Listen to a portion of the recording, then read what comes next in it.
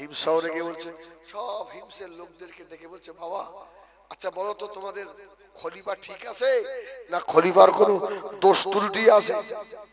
তিনজন মানুষ ঝটঝট করে দাঁড়িয়ে পড়েছে, হুজুর আমাদের খলিফা ঠিক নেই। এখন বলেন আমাদের এলাকার এমএলএ এমপি যদি মুখ্যমন্ত্রী এসে মিটিং ডেকে বলে তোমাদের এমপির দোষ কি, যদি কেউ উঠে বলে আমাদের এমপির এই সব দোষ, ভাই ও আর এই মিটিং ছেড়ে বাড়ি যেতে পারবে?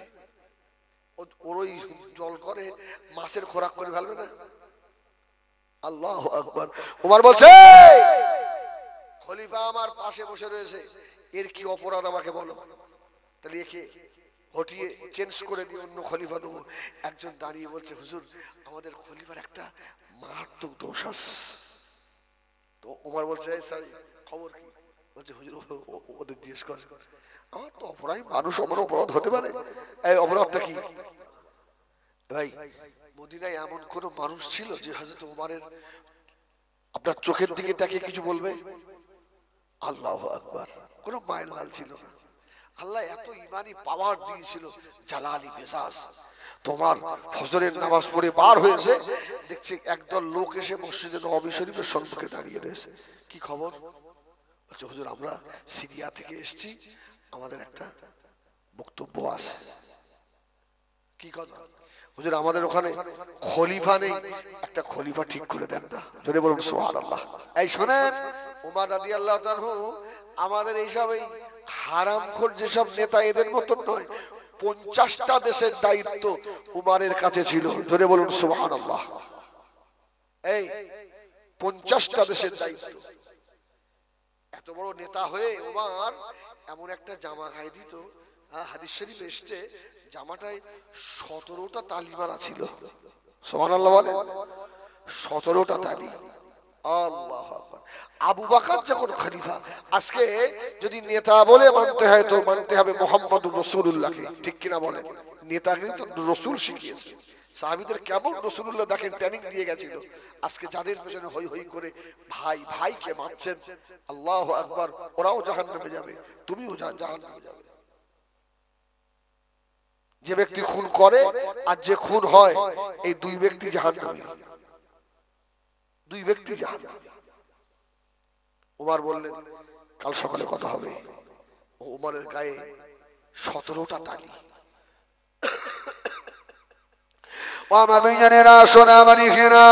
মদিনার মসজিদে নববী শরীফে জুমার নামাজ হচ্ছে বাবা।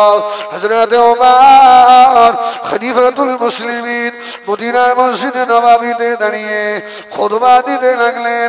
ও আমার ভাইজানেরা, হযরত ওমর লম্বা মানুষ ছিলেন। হযরত ওমরের গায়ে নতুন একটা জামা, বড় জামা রয়েছে।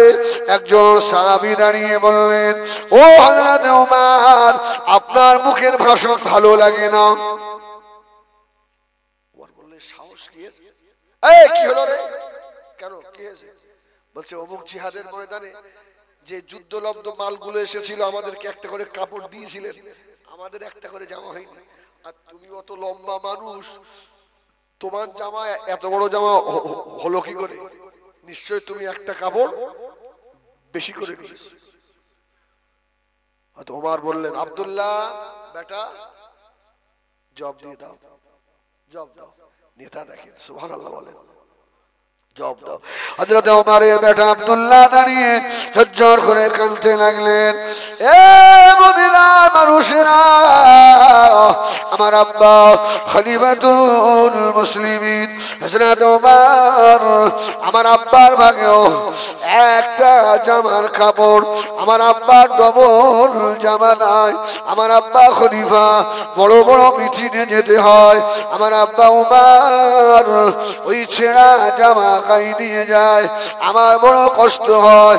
ও নবী পাকের সাহাবীরে, যে কাপড়টা আমি পেয়েছিলাম আমারও জামা হয় না, আমার কাপড়টা আমার আব্বা হযরত ওমরকে দিয়ে দিয়েছি। জোরে বলুন সুবহানাল্লাহ। আব্বার কাপড় আর আমার কাপড় নিয়ে আমার আব্বা ওমরের একটা বড় জামা হয়েছে। সাহাবী চুপ করে গেলেন। সুবহানাল্লাহ বলেন। উমর সকাল হয়ে গেল, মদিনার মসজিদে আযান হয়ে গেল, আসসালাতু খায়রুম মিনাল নাওম।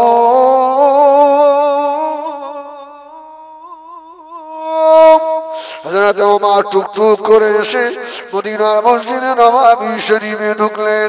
নামাজ হয়ে গেল। আল্লাহ নবী বললেন, এ নবী পাকের সাহাবীরা চলে যেও না, বসে যাবে বাবা। আপনাদের মসজিদের ইমাম ঘুরে বসে না? ঘুরে বসে। আল্লাহু আকবার। ওমর ঘুরে বসলেন, দোয়া হয়ে গেল।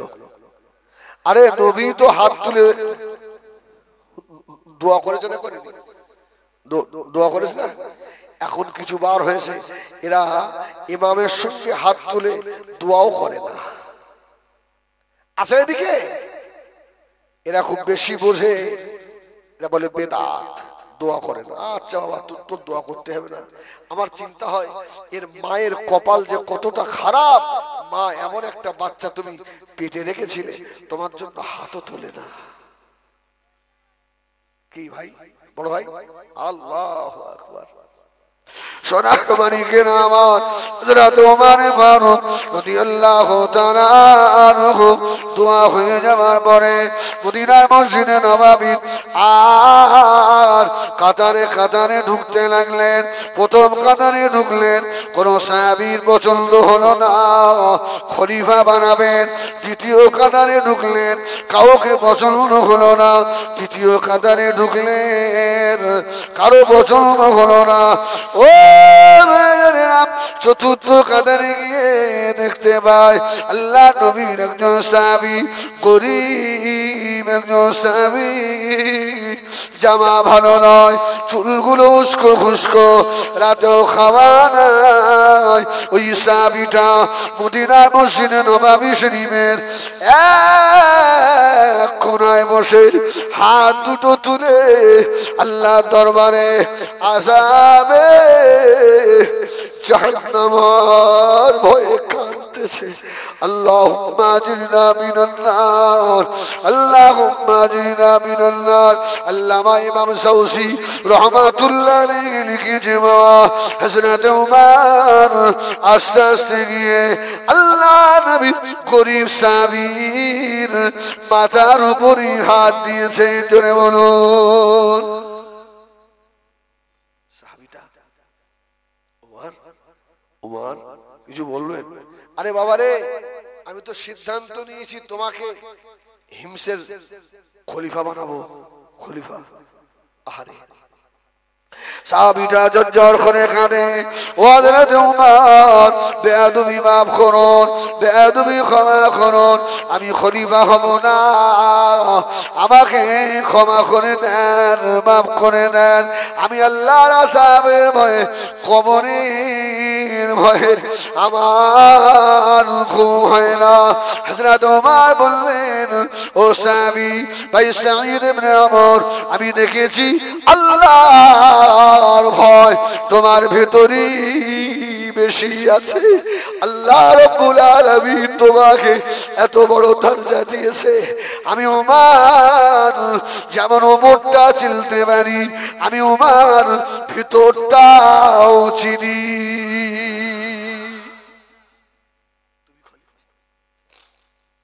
যাও তোমার বিবি নিয়ে হিমস শহরে চলে যাও। সাহাবী খোদায় এড়াতে পারলেন না, বিবি সাহেবাকে সঙ্গে করে নিয়ে হিম শহরের দিকে বার হয়ে গেল। বাবা ভাইজানেরা, কিছু রাস্তা যাওয়া পরে বিবি সাহেবার প্যারালাইসিস হয়ে গেল, আর ওটার ক্ষমতা নাই। সাহাবী হুজুর চিন্তায় পড়ে গিয়ে বিবি সাহেবাকে ঘাড়ে তুলে নিলেন। ঘাড়ে তুলে বার হয়ে গেল হিম শহরে গিয়ে হিমসের জামে মসজিদের সম্মুখে দাঁড়িয়ে হুজুর আমার চিল্লাতে লাগলেন, এই হিমসের মানুষেরা, আমাকে ওমর পাঠিয়েছে, আমি তোমাদের খলিফা বাবা, আমি তোমাদের খলিফা। হিমসের মানুষেরা অবাক হয়ে গেল, এইরকম একটা পাগলকে দিয়ে পাঠিয়েছে। পাগল।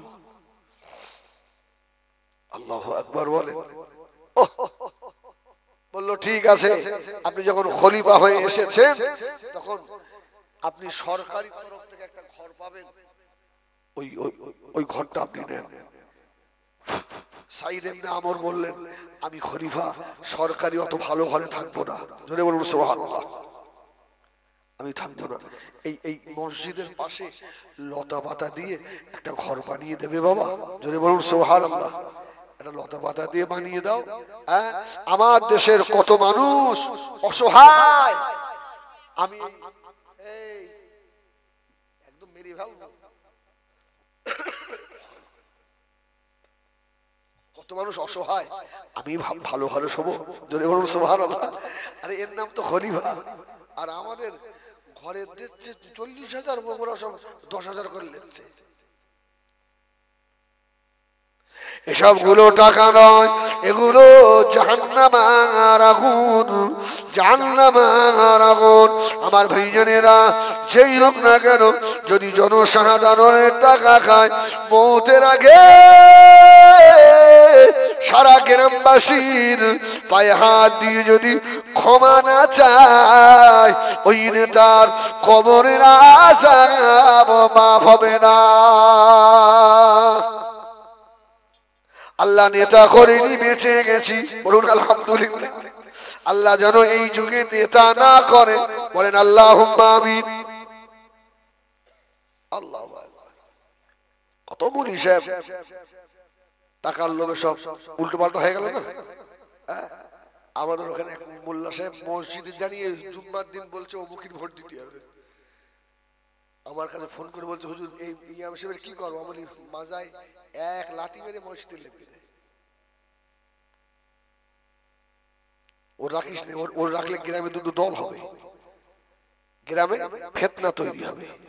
ও যদি পার্টি করে বাড়িয়ে করুক, ওর যা মনে লাগে তাই করুক। তা মসজিদের মেম্বারে দাঁড়িয়ে বলবে না আমাদের এই দিচ্ছেন, সেই দিচ্ছেন, ওই দিচ্ছেন, আমরা এই পেয়েছি, সেই পেয়েছি। সর্বনাশ।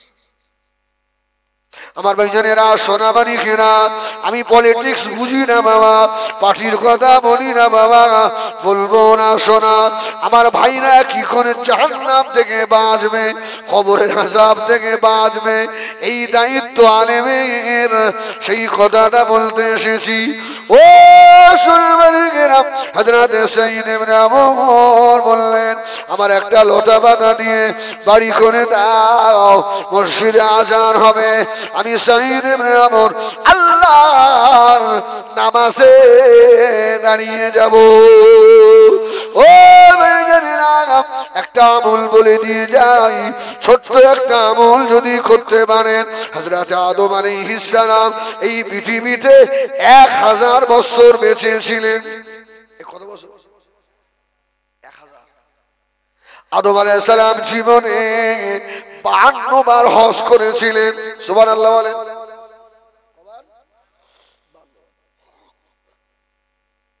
হযরত আদম আলাইহিস সালামের জীবনের 52 বার হজের নেকি আল্লাহ নবী ফরমাচ্ছেন আমার কোন উম্মতি যদি ফজরের আল্লাহর ফরজ নামাজ জামাতে আদায় করে, আল্লাহ পাক আদম আলাইহিস সালামের ওই 52 বার 1000 বছরের ভিতরে 52 বার হজের নেকি আল্লাহ আমার উম্মতের নামায় আমালে লিখে দেবে। এত লাভজনক ব্যবসা। একটু আগে ঘুম থেকে উঠে জামাতটা, খোদার কসম যারা ফজরের নামাজ জামাতে পড়েন, কি ভাই নামাজ পড়ে বার হলে মনটা শান্তি হয় না? হয় না? একদম আল্লাহর দিকে যে সত্যি কথা বলে। আর যেদিন নামাজ কাজা হয়ে যায় ওদিনে দেখবেন আয়নায় মুখটা যেন মুখটা কালো কিরাম হয়ে গেছে। আর যেদিন ফজরের নামাজ জামাতে পড়বেন বাড়ি এসে মুখটা আয়নায় দেখবেন যেন মুখ দিয়ে নূর বার হচ্ছে। যদি বলবো সুবহানাল্লাহ। সারাদিন একটা মনের মধ্যে শান্তি আছে না? আমার ভাইজানেরা, সোনাবাড়ি ঘেরা, হযরত সাইয়্যিদ ইবনে আমর বললেন আমি জামাতে নামাজ পড়বো আর কুড়ি ঘরে থাকবো। ও ভাইজানেরা, সোনা মানিকেরা, আমার জলসা কমিটি ছেলেরা, আমার যুবক ভাইরা, তোরা জলসা দিয়েছিস ভালো হয়েছে। আমি হিজবুল্লাহ তোদের ছোট ভাই, তোদের কালি দিতে আসিনি, তোদের পা দুটো জড়িয়ে ধরে বলি আগামী কাল থেকে নামাজি হয়ে যা, নামাজি হয়ে যা। যদি নামাজি হয়ে যাস তোদের এই জলসাটা তোদের জন্য নাজাতের ওসিলা হয়ে যাবে। ও ভাইজানেরা, হযরত সাঈদ ইবনে আমর খলিফা দেশ চালাতে লাগলেন। হযরত ওমরের নিয়ম ছিল বছরে 50টা দেশে একবার করে যাওয়া। হযরত ওমর হিমস নগরে চলে গেলেন। সুবহানাল্লাহ বলেন। হিমস শহরে গিয়ে বলছে, সব হিমসের লোকদেরকে ডেকে বলছে, বাবা আচ্ছা বলো তো তোমাদের খলিফা ঠিক আছে না খলিফার কোনো দোষ ত্রুটি আছে? তিনজন মানুষ ঝটঝট করে দাঁড়িয়ে পড়েছে, হুজুর আমাদের খলিফা ঠিক নেই। এখন বলেন আমাদের এলাকার এমএলএ এমপি যদি মুখ্যমন্ত্রী এসে মিটিং ডেকে বলে তোমাদের এমপির দোষ কি, যদি কেউ উঠে বলে আমাদের এমপির এই সব দোষ, ভাই ও আর এই মিটিং ছেড়ে বাড়ি যেতে পারবে? ওর ওই জল করে মাছের খোরাক করে ফেলবে না? আল্লাহু আকবার। ওমর বলছে খলিফা আমার পাশে বসে রয়েছে, এর কি অপরাধ আমাকে বলো, তাহলে একে হটিয়ে চেঞ্জ করে দিয়ে অন্য খলিফা দেবো। একজন দাঁড়িয়ে বলছে, হুজুর আমাদের খলিফার একটা মারাত্মক দোষ আছে। তো ওমর বলছে, খবর কি? বলছে হুজুর ওদের জিজ্ঞেস করে। আমার তো অপরাধী মানুষ, আমার অপরাধ হতে পারে, এই অপরাধটা কি? বলছে হুজুর বেয়াদবি মাফ করুন ও খলিফাতুল মুসলিমিন হযরত ওমর, আমাদের খলিফার সকাল 8টায় অফিসে আসার কথা, আমাদের খলিফা সকাল 8টায় অফিসে ঢোকে 2 ঘন্টা দেরি করে ফেলে। ও মেয়েরা, হযরত ওমর বললেন, ভাই সাঈদ ইবনে আমর 2 ঘন্টা দেরি হয় কেন ভাই? হযরত সাঈদ ইবনে আমর বসে বসে ঝরঝর করে এখানে সাঈদ ইবনে আমরের 2টা চোখে পানিতে দাড়ি ভিজে যায়। ও হযরত ওমর, যদি আমাকে এই খলিফার পদে নাও রাখেন, যদি আমাকে তাড়িয়েও দেন, তবে শুনে রাখেন আমি সাঈদ ইবনে আমর এই দুনিয়া থেকে চলে যেতে হবে। আমি দুনিয়া থেকে যাওয়ার আগে ও হযরত ওমর, আমার জীবন থাকতে আমি আমার রাসূলুল্লাহর একটা সুন্নাত ছেড়ে দেব না। আমি রাসূলুল্লাহর সুন্নাতগুলোকে আঁকড়ে ধরব। সুবহানাল্লাহ বলেন। ভাই আমরা তো সব সুন্নাত মানতে পারি, তবে আজকে একটু আমার সঙ্গে ওয়াদা করবেন যে একটা সুন্নাত আর ছাড়বো না, আপনাদের ভালো হবে। বলুন না ইনশাআল্লাহ। যদি নাও করেন একবার ইনশাআল্লাহ বলেন। ইনশাআল্লাহ বলে তো অপরাধ হয় না, গুনাহ হয় না। এই আজ থেকে একটা নিয়ত করেন যে আমরা আজ থেকে আগামী কাল থেকে মিসওয়াকের আমল শুরু করে দেব। বলেন ইনশাআল্লাহ। এই কিসের আমল বড় ভাই? দাঁত। এক কথায় বাংলা ভাষায় দাঁত। আচ্ছা এই মিসওয়াকের সুন্নাত যা আদায় করবে, এই মিসওয়াকের একটা মাপ আছে না, এক বেগত না? আচ্ছা মিসওয়াক কিভাবে ধরতে হবে তার একটা সুন্নাত পদ্ধতি আছে না, কিভাবে ধরবেন? এই জন্য তো মসজিদের ইমামকে নিয়ে মসজিদে বসতে হয়। আপনারা তো বসবেন না, শুধু নামাজ পড়বেন আর হাত মুছতে মুছতে বার হয়ে যাবেন। ওই রকম মসজিদে গিয়ে লাভ নেই ভাই, এসো না, লাভ হবে না। কত ঝাপানে দাড়ি, এত বড় বড় গোল জামা, জিজ্ঞেস করবেন বলতে পারবে না। কিন্তু চাষার এত অভিজ্ঞতা, যত পীরদের ইতিহাস সব মুখস্থ, ভালো, ওটা ভালো জিনিস, এত ফতোয়া জানে, কিন্তু চাচা কিভাবে মিসওয়াক ধরতে হয় জানে না। এই আমি শিখিয়ে দেবো, অন্তত একটা জিনিস শিখে জানার কি হবে। এই দেখেন এই আঙুলটা ধরেন মিসওয়াক, এই আঙুলটা মেসওয়াক। এই দেখেন এই আঙুল দুটো দেখেছেন, এই যে এইভাবে ধরবেন, এইভাবে, এই আপনি দেখ, আর এই দুটো আঙুল ঠেস মারবেন আর এইভাবে। এইটা হচ্ছে মেসওয়াক ধরার সুন্নাত। জোরে বলুন সুবহানাল্লাহ, সুবহানাল্লাহ।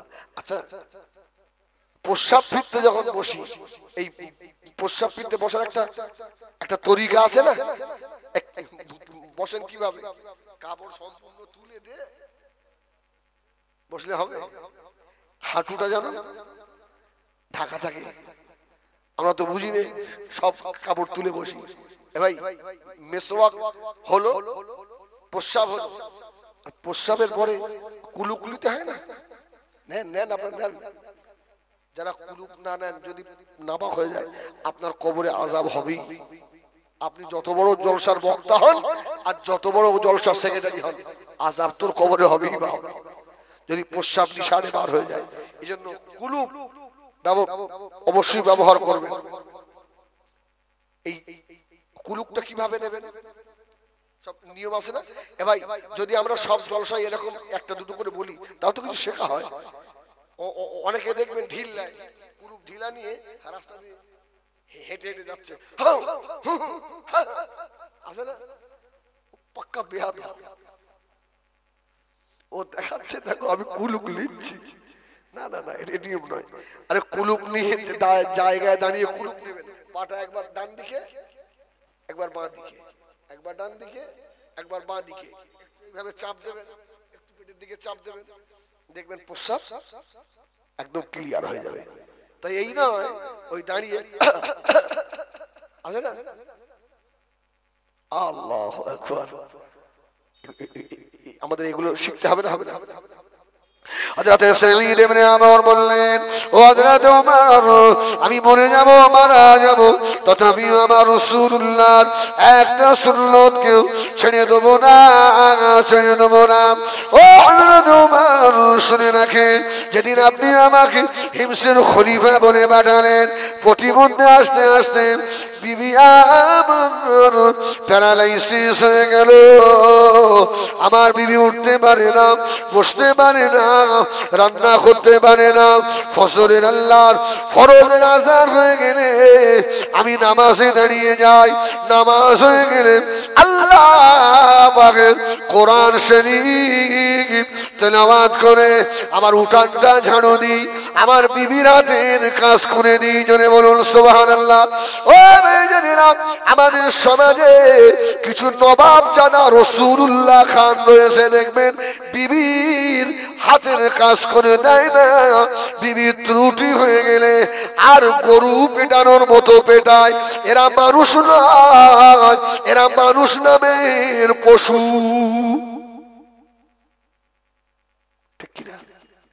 রাসূল বললেন, ভাই তোমরা আর এখন আর উঠে যেও না ভাই, আর 10-15 মিনিট আমি আছি, আমি এক্ষুনি চলে যাবো। কেউ চলে যাবেন না, একটুখানি বসেন। রাসূল বললেন, আমার কাছে 3টে জিনিস প্রিয়। 1 নাম্বার হলো সালাত, আর 2 নম্বর হলো নিসা, আমার বিবিরা আমার কাছে প্রিয়। রাসূল বললেন, 3য় নম্বরে আতিফ, আতর, আতর খুশবু আমার কাছে প্রিয়। জোরে বলুন সুবহানাল্লাহ। আরে যদি স্বামীর আদর্শ নিতে হয় তো মুহাম্মদুর রাসূলুল্লাহর কাছ থেকে নিতে হবে। সুবহানাল্লাহ। হ্যাঁ, গোপুটিনি বে হচ্ছে, তাই স্বামী হওয়ার উপযুক্ত? আল্লাহু আকবার। আমার ভাইজানেরা, সোনামণিরা, হযরত সাঈদ ইবনে আমর বললেন, আমার বিবি রান্না করেনি, আমার বিবিকে আমি নিজে হাতে খাওয়াই। ও হযরত উমর, এই জন্য একটু দেরি হয়ে যায়। আম্মা জান আয়েশা বলেন, আল্লাহ নবী দিন ও দুনিয়ার বাদশাহ, আমি আয়েশার বাড়িতে এসেছে, আল্লাহ নবী জামা ময়লা হয়ে গেলে আল্লাহ নবী কোনো কোনদিন আমার কাছে পরিষ্কার করতে দেয় না। আল্লাহ নবী নিজে জামা নবী নিজেই সাফ করতেন। জোরে বলুন। আম্মা জান আয়েশা বলেন আল্লাহ নবী জামা ছিঁড়ে গেলে আল্লাহ নবী নিজে সেলাই করতেন। আল্লাহ নবীর জুতা মোবারক ছিঁড়ে গেলে আল্লাহ নবী কোন মেতরের কাছে দিতেন না। আল্লাহ নবী ছেঁড়া জুতো মুস্তাফা নিজে হাতে সেলাই করতেন। সুবহানাল্লাহ। বিশ্ব নবী নিজের জুতো নিজে সেলাই করে। আর আমরা এমন হুজুর যদি আমাদের জুতোটা কেউ মাথায় করলে যায় আমরা খুব খুশি হই। বাবারে হুজুরদের মাস যখন শুরু হবে এই মানের আর হাফ টাইম হবে না বাবা, হাফ টাইম হবে না। শুধু খিদমত নেবে আল্লাহর ইবাদতের সময় লবারঙ্গ। সাইদ ইবনে আমর বললেন আরে আমার নবী তো বিবিদের হাতের কাজ করে দিতেন, সেই মনে করে আমি সুন্নাত আদায় করি। আম্মা জান আয়েশা বললেন আল্লাহ নবী আমার ঘরেতে এসেছে, আল্লাহ নবী আমার ঘর একটু নোংরা দেখে নবী আমার নিজে হাতে আমি আয়েশার ঘর ঝাড়ু দিয়েছেন। শুধু তাই নয়, আমি আয়েশা আসরের নামাজের পরে রাত্রিরে রান্নার জন্য সবজি কুটতাম। আল্লাহ নবী এসে বললেন ও বিবি আয়েশা সিদ্দিকা, আমি রাসূলুল্লাহ কি তোমার সবজি কোটায় সহযোগিতা করব? সুবহানাল্লাহ বলেন। এজন্য বাড়ি যখন বসে থাকবেন বিবির হাতের কাজগুলো একটু আগিয়ে দেবেন আর মনে মনে করবেন এটা আমার নবীর সুন্নত একটা আদায় করছি। জোরে বলুন সুবহানাল্লাহ। একটা সুন্নত আদায় হবে, স্বামী স্ত্রীর মধ্যে মিল মোহাব্বত ভালোবাসা পয়দা হবে। সুবহানাল্লাহ। আম্মা জান আয়েশা বলছেন রাসূলুল্লাহ এইভাবে আমার হাতের কাজ করে দিতেন। শুধু তাই নয়, আম্মা জান হযরত আয়েশা সিদ্দিকা রাদিয়াল্লাহু তাআলা আনহা বলেন আল্লাহ নবী এশার নামাজের পরে আর বেশিক্ষণ জেগে থাকতেন না। হযরত ওমর দ্বিতীয় ব্যক্তিকে জিজ্ঞাসা করলেন খলিফার আর দোষ কি? এই খলিফার আর অন্যায় কি? তো দ্বিতীয় ব্যক্তি বলল হুজুর আমাদের খলিফা সারাদিন আমাদের কাজ করে কিন্তু এশার পরে আর কারোর সঙ্গে আলাপ করে না। ওমর বললে সাইদ এশার পরে তোমার কি হয়? সাইদ বলল আমি দুনিয়ার জন্য সব দিয়ে দিই আর রাত্রি রাতটা আমি আমার কবরের জন্য আখিরাতের জন্য রেখে দিই। জোরে বলুন সুবহানাল্লাহ। এজন্য রাত্রির ইবাদত এটা আল্লাহর কাছে বেশি প্রিয়। আকিমিস সালাতা লিদুলুকিশ শামসি ইলা গাসাকিল লাইল ওয়া কুরআনাল ফাজর ইন্না কুরআনাল ফাজরি কানা মাশহুদা ওয়া মিনাল লাইলি ফাতাহাজ্জাদ বিহি নাফিলাতাল লাক আসা আন ইয়াবআসাকা রাব্বুকা মাকামান মাহমুদা। জোরে বলো। নামাজ রাত্রির ইবাদত আল্লাহর কাছে বেশি প্রিয়। আমার রাসূল রাত্রির নামাজ পড়তেন বলেই আমার নবী পাক সাল্লাল্লাহু আলাইহি সাল্লামকে আল্লাহ পাক মাকাম মাহমুদ দিয়েছিলেন। সুবহানাল্লাহ বলেন। এইজন্য সকাল করে শুয়ে রাত্রিরে একটা সময় একটু দেবেন, একটু সময় দেবেন রাত্রিরে আল্লাহর দরবারে একটু কান্নার একটা সময় রেখে দেবেন। সাহাবী বললেন শোনেন আমার নবী এশার পরে আর বেশিক্ষণ জেগে থাকতেন না, ঘুমিয়ে পড়তেন, আমি সেই সুন্নাতটা আদায় করি। ভাই আম্মা জান আয়েশা বলছেন আমার রাসূলের পাকের মাথার গোড়ায় বালিশের কাছে দুটো জিনিস থাকতো। সুবহানাল্লাহ বলেন। এই কোন কোন জিনিস জানেন? এই কোন কোন জিনিস? রাসূলুল্লাহর মাথার কাছে এক লোটা পানি থাকতো। রাসূল বলল আয়েশা এক লোটা পানি দিয়ে রাখবে, আমি রাত্রিরে ঘুম থেকে উঠে আমার যেন দেরি না হয়, আমি যেন তাড়াতাড়ি আল্লাহর ইবাদতে নামাজে দাঁড়াতে পারি। সুবহানাল্লাহ বলেন। এক নাম্বার। দ্বিতীয় নাম্বার আম্মা জান আয়েশা বলেন রাসূলুল্লাহর মাথার কাছে মিসওয়াক থাকতো। সুবহানাল্লাহ বলেন। সুবহানাল্লাহ। আমার নবী উঠেই মিসওয়াক করে ওই ওযুর পানি নিয়ে ওযু করে রাসূলুল্লাহ তাহাজ্জুদে দাঁড়াতেন। ও আমার বিজনেরা সোনামারি হিরাম হযরত উমর সাইদ ইবনে আমর বললেন না না আল্লাহ নবী রাত্রিরে কান্না ভালোবাসতে আমি রাত্রিরে আল্লাহ দরবারে কাঁদি আমি দমনা রাত্রির সময় আমি সারা রাত আল্লাহ আখিরাতের কথা কবরের কথা মনে করে কাঁদি হযরত উমর অবাক হয়ে গেলেন তৃতীয় ব্যক্তিকে জিজ্ঞাসা করলেন বাবা তোমার অভিযোগটা কি তৃতীয় ব্যক্তি বলল হুজুর আপনার প্রায় 10 বছর হয়ে যাচ্ছে একদিনও আপনি ছুটি নেন না আর আমাদের খলিফা প্রত্যেক মাসে একদিন করে ছুটি নেয় ওমর বললেন সাইদ ছুটি নাও কেন সাইদ ইবনে আমর বলল হুজুর আমার বিবিধ প্যারালাইসিস রোগী আর এই জামা কাপড় বেশি তো জামা নেই আর এই জামাগুলো তো আমাকে সাফ করতে হয় আমি নিজে হাতে সাফ করি আমার ভাইরা আমাদের কালিমুল্লাহ আসছে যাই হোক আমার সোনারে আমি এতটুকু হাতে না ধরে পায়ে ধরে আপনাদের বলবো এই আমার দিকে বেরো এদিকে বেরো পায়ে ধরে আপনাদের বলে যাই নামাজ আর কাজে করুন বলুন না ইনশাআল্লাহ করব না বলুন ইনশাআল্লাহ করব না ইনশাআল্লাহ বলেন ইনশাআল্লাহ হ্যাঁ ইচ্ছাকৃত গুনাহ আর করব না বলুন ইনশাআল্লাহ গুনাহ করব না এই চোখ দিয়ে ইচ্ছাকৃত খারাপ জিনিস আর দেখব না তওবা করেন আমার ভাই আমি অল্প সময় কেন প্রায় 2 ঘন্টা হয়ে গেল আমি কিছু বক্তব্য